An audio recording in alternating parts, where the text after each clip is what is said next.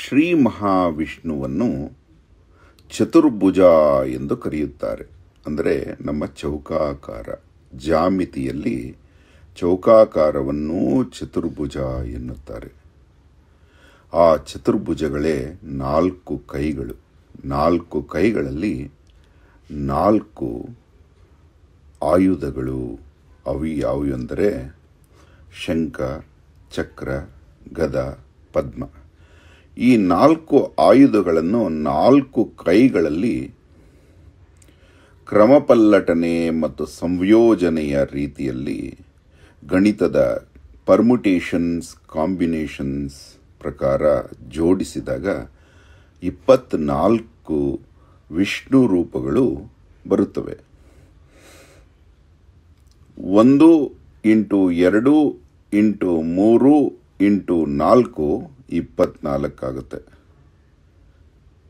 ಆ 24 ರೂಪಗಳು ಒಂದು ಕೇಶವ, ಶಂಖ, ಚಕ್ರ, ಗದಾ, ಪದ್ಮವನ್ನು ಅನುಸರಣೀಯ ರೀತಿಯಲ್ಲಿ ಹೊಂದಿದ್ರೆ, 2 ನಾರಾಯಣ, ಪದ್ಮ, ಗದ, ಚಕ್ರ, ಶಂಖವನ್ನು ಹಿಡಿದಿರುವುದು ನೋಡಿ. ಹಾಗೆ 3 ಮಾಧವ, ಚಕ್ರ, ಶಂಖ, ಪದ್ಮ, ಗದ. 4 ಗೋವಿಂದ, ಗದಾ, ಪದ್ಮ, ಶಂಖ, ಚಕ್ರ. 5 ವಿಷ್ಣು, ಪದ್ಮ, ಶಂಖ, ಚಕ್ರ, ಗದ. 6 ಮಧುಸೂದನ, ಶಂಖ, ಪದ್ಮ, ಗದಾ, ಚಕ್ರ. 7 ತ್ರಿವಿಕ್ರಮ, ಗದಾ, ಚಕ್ರ, ಶಂಖ, ಪದ್ಮ. 8 ವಾಮನ, ಚಕ್ರ, ಗದಾ, ಪದ್ಮ, ಶಂಖ. 9 ಶ್ರೀಧರ, ಚಕ್ರ, ಗದಾ, ಶಂಖ, ಪದ್ಮ. 10 ಹೃಷಿಕೇಶ, ಚಕ್ರ, ಪದ್ಮ, ಶಂಖ, ಗದ. 11 ಪದ್ಮನಾಭ, ಪದ್ಮ, ಚಕ್ರ, ಗದಾ, ಶಂಖ. 12 ದಾಮೋದರ, ಶಂಖ, ಗದಾ, ಚಕ್ರ, ಪದ್ಮ.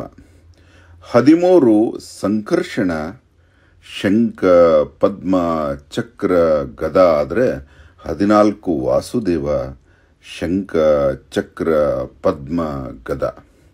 15 ಪ್ರದ್ಯುಮ್ನ, ಶಂಖ, ಗದಾ, ಪದ್ಮ, ಚಕ್ರ. 16 ಅನಿರುದ್ಧ, ಗದಾ, ಶಂಖ, ಪದ್ಮ, ಚಕ್ರ. 17 ಪುರುಷೋತ್ತಮ, ಪದ್ಮ, ಶಂಖ, ಗದಾ, ಚಕ್ರ. 18 ಅಧೋಕ್ಷಜ, ಗದಾ, ಶಂಖ, ಚಕ್ರ, ಪದ್ಮ. 19 ನರಸಿಂಹ, ಪದ್ಮ, ಗದಾ, ಶಂಖ, ಚಕ್ರ. ಆದರೆ 20 ಅಚ್ಯುತ, ಪದ್ಮ, ಚಕ್ರ, ಶಂಖ, ಗದ. 21 ಜನಾರ್ದನ, ಚಕ್ರ, ಶಂಖ, ಗದಾ, ಪದ್ಮ. 22 ಉಪೇಂದ್ರ, ಗದಾ, ಚಕ್ರ, ಪದ್ಮ, ಶಂಖ. 23 ಹರಿ, ಚಕ್ರ, ಪದ್ಮ, ಗದಾ, ಶಂಖ. ಕೊನೆಗೆ 24 ಶ್ರೀಕೃಷ್ಣ, ಗದಾ, ಪದ್ಮ, ಚಕ್ರ, ಶಂಖ. ಹೇಗಿದೆ ನೋಡಿ, ಎಷ್ಟು ಸುಂದರ ಸಂಯೋಜನೆ. ಈ ಚತುರ್ಭುಜಗಳು 24 ವೃತ್ತಾಕಾರದಲ್ಲಿ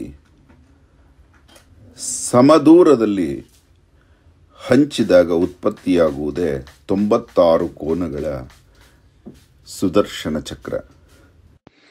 ಇದೇ 24 ತಂತುಗಳನ್ನು ಭಾರತ ದೇಶದ ಬಾವುಟದಲ್ಲಿ ಮಧ್ಯೆ ರಾರಾಜಿಸುತ್ತಿರುವ ಅಶೋಕ ಚಕ್ರವನ್ನು ಅಶೋಕ ಚಕ್ರವರ್ತಿಯ ಆಧಿಪತ್ಯದಲ್ಲಿ ನಿರ್ಮಿಸಲಾಯಿತು. ನಮಸ್ತೆ ಗೆಳೆಯರೇ, ನಿಮಗಿಂದು ನಾವು ಒಂದು ಅದ್ಭುತ ಸಂದೇಶವನ್ನ, ಅದ್ಭುತ ವಿಚಾರಧಾರೆಯನ್ನ, ಅದ್ಭುತ ವಿಶೇಷತೆಯನ್ನ ತೋರಿಸುತ್ತೇನೆ. ಬನ್ನಿ ನೋಡಿ, ಎಷ್ಟು ಚಂದ ಇದೆ. ಏನಿದು ಹೀಗಿದೆಯಲ್ಲ, ಇಷ್ಟು ಸುಂದರವಾಗಿದೆಯಲ್ಲ. ಎಂದು ನೀವು ಅಂದುಕೊಳ್ಳುತ್ತಿರಬಹುದು. ನಮ್ಮೆಲ್ಲರ ಅಚ್ಚುಮೆಚ್ಚಿನ ಭಗವಂತ ತಿರುಪತಿ ತಿಮ್ಮಪ್ಪನ ದರ್ಶನ ಇದು. ತಿರುಪತಿ ಬಾಲಾಜಿ ವಿಷ್ಣು ಯಂತ್ರ ಇದು. ಅಷ್ಟಾಕ್ಷರಿ ಮಂತ್ರ ಓಂ ನಮೋ ನಾರಾಯಣಾಯ. ಈ ಅಷ್ಟಾಕ್ಷರಿ ಮಂತ್ರ ಓಂ ನಮೋ ನಾರಾಯಣಾಯ ಆ ಅಷ್ಟ ನಾಗಗಳು ತೋರಿಸುತ್ತಿವೆ ನೋಡಿ. ವಾಸುಕಿ ಅನಂತ ಶೇಷ ಪದ್ಮನಾಗ ಕಂಬಲಂ ಶಂಖಪಾಲ ತಕ್ಷಕಂ ತಾರ್ತರಾಷ್ಟ್ರಕಾಲಿಯಂ.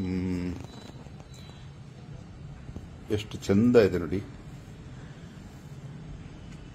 ತುಂಬಾ 700 ವರ್ಷಗಳಿಗೂ ಹಿಂದಿನ ಒಂದು ದೇಗುಲದ ಪುನರ್ಜೀರ್ಣೋದ್ಧಾರದ ಸಮಯದಲ್ಲಿ ತೆಗೆದ ಸ್ತಂಭದ ಒಂದು ಕಟ್ಟಿಗೆಯಿಂದ ಮಾಡಲ್ಪಟ್ಟಿದೆ. ಇದಕ್ಕೆ ಯಾವುದೇ ಪಾಲಿಶ್ ಹಾಕಿಲ್ಲ, ತುಪ್ಪ ಸವರಲಾಗಿದೆ. ಪುರುಷತ್ವದ ಸಂಕೇತ, ಜಗತ್ತಿನ ಪುರುಷ ಸೂಕ್ತದ ಸಂಕೇತ, ಪ್ರಕೃತಿಯ ಪತಿ ಪುರುಷನ ಸಂಕೇತ. ಮೇಲ್ಮುಖದ ತ್ರಿಕೋನ ಮಧ್ಯದಲ್ಲಿ ಬಿಂದುವಿನ ಸುತ್ತಲೂ ಇದೆ. ಅದರ ನಂತರ ಪುರುಷ ಪ್ರಕೃತಿಯರ ಸಂಕೇತ, ಲಕ್ಷ್ಮೀನಾರಾಯಣನ ಸಂಕೇತ ಈ ನಕ್ಷತ್ರಾಕಾರ ಇದೆ. ಅದರ ಸುತ್ತಲೂ ಇರೋದೇ ನಿಮಗೆ ಆಶ್ಚರ್ಯ ಮೂಡಿಸುವಂಥದ್ದು ನೋಡಿ. ಈ ಒಂದು ಜಾಲಂಧರ ಹೇಗಾಯಿತು? ಈ ಒಂದು ಸುದರ್ಶನ ಚಕ್ರ ಹೇಗಾಯಿತು? ಈ ಒಂದು ಸುದರ್ಶನ ಚಕ್ರದ ಆ ಮೊನಚಾದ ಚೂಪಾದ ಆಕೃತಿಗಳು ಹೇಗೆ ಬಂದವು? ವಿಷ್ಣುವಿನ 24 ರೂಪಗಳ ಸಂಕೇತ ಇದು. 24 ಚೌಕಾಕಾರಗಳನ್ನ ಚತುರ್ಭುಜಂ ಅಂತ ಕರೀತಾರೆ ವಿಷ್ಣುವನ್ನ. ಆ ಚತುರ್ಭುಜವನ್ನ ಚೌಕಾಕಾರ ಎನ್ನುತ್ತಾರೆ.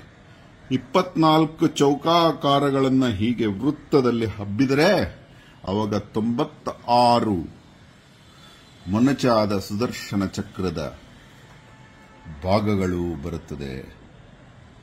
ಆ ಸುದರ್ಶನ ಚಕ್ರದ ನಂತರ ಅಷ್ಟ ನಾಗಗಳ ಶೇಷಶಾಹಿಯಾಗಿ ಮಲಗಿರುವಂತಹ ವಿಷ್ಣು ಬಾಲಾಜಿ ಸ್ವರೂಪದಲ್ಲಿ ಕಾಣುತ್ತಾನೆ. ಅದರ ನಂತರ 8, 16, 16, 32 ಆಗಿ ಜಗತ್ತಿನ ಮೂಲೆ ಮೂಲೆಗೂ ಪಸರಿಸಿದ ಪ್ರಕೃತಿಯ ಸಂಕೇತವಾಗಿ ಆ 32 ದಳಗಳು ಆಗುತ್ತೆ. ಅದರ ನಂತರ ಸದನತ್ರಯಂಚ ಓಂ ಭೂರ್ಭುವಸ್ಸುವಃ.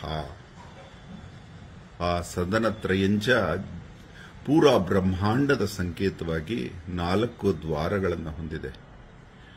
ಈ ಒಂದು ಅದ್ಭುತ ಬಾಲಾಜಿ, ತಿರುಪತಿ ಬಾಲಾಜಿ ವಿಷ್ಣು ಯಂತ್ರವನ್ನ ಮೊಟ್ಟ ಮೊದಲನೆಯದಾಗಿ ಅಹೋರಾತ್ರ ಮಾಡಿದಾಗ ನಿಮ್ಮ ಹತ್ರ ತೋರಿಸಬೇಕು ಅಂತ ಅನ್ನಿಸ್ತು. ನೋಡಿ ಎಷ್ಟು ಸುಂದರ. ಇದನ್ನು ಮಾಡಬೇಕಾದಾಗ ಆದ ಅತುಲಿತ ಆನಂದ ಹೇಳಲಿಕ್ಕಾಗ್ತಾ ಇಲ್ಲ. ವಿಶ್ವಕರ್ಮನ ಮಗನ ದಾರುಜ ಶಿಲ್ಪಶಾಸ್ತ್ರದಿಂದ, ದಾರು ಅಂದ್ರೆ ಸತ್ತ ಮರದ ಭಾಗಗಳಿಂದ ಮಾಡುವ ಒಂದು ಶಿಲ್ಪಶಾಸ್ತ್ರ ಮಾಡಿದ. ಸತ್ತ ಅಂದ್ರೆ ಸತ್ವಿಕ ಅಂತ.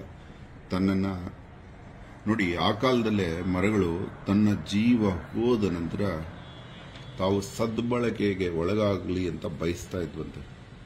ಆದ್ದರಿಂದ ನಮ್ಮ ಪುರಾತನ 700 ವರ್ಷಗಳು, 1000 ವರ್ಷಗಳ ಹಿಂದೆ ಅಲ್ಲಿ ಅಂದಿನ ಕಾರ್ಪೆಂಟರ್ಸ್ ಯಾವತ್ತೂ ಮರವನ್ನ ಕೊಲ್ಲುತ್ತಿರಲಿಲ್ಲ. ಅಷ್ಟೇ ಬಿಡಿ, ಆಫ್ರಿಕಾದಲ್ಲಿ ಕೂಡ ಅಷ್ಟೇ ಮರಗಳನ್ನ ಸತ್ತ ನಂತರವೇ ತೆಗಿತಾ ಇದ್ರು. ಆ ಒಂದು ವಿಧಾನದಲ್ಲಿ ಮಾಡಿದಂತಹ ಈ ತಿರುಪತಿ ಬಾಲಾಜಿ ಶ್ರೀ ಮಹಾವಿಷ್ಣು ಯಂತ್ರ ಇದು. ತುಂಬಾ ಖುಷಿಯಾಯಿತು. ಇದನ್ನು ನಿಮ್ಮಲ್ಲಿ ಹಂಚಿಕೊಳ್ಳದೆ ಉಳಿಯಲಾಗಲಿಲ್ಲ.